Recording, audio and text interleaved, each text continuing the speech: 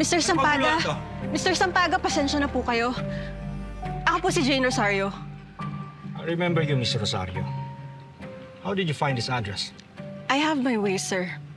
Tungkol ba to sa mga kaso ni Miguel? Tungkol po sa akin. I see. Ako po si Mercy Balmores. Mangingi ka ng pondo para sa kampanya mo.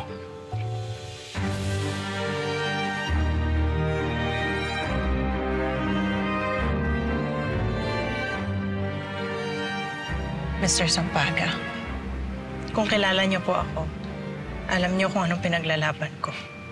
I'll stop you right there, Miss Balmores. Mamamatay muna ako bago ko tulungan ni isang Balmores.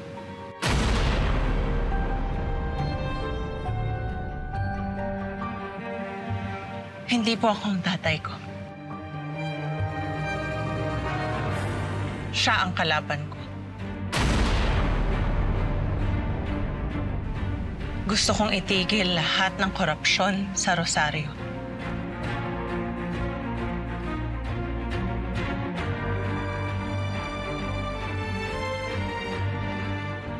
Jay Caparaz, lumuhod ka sa lupa.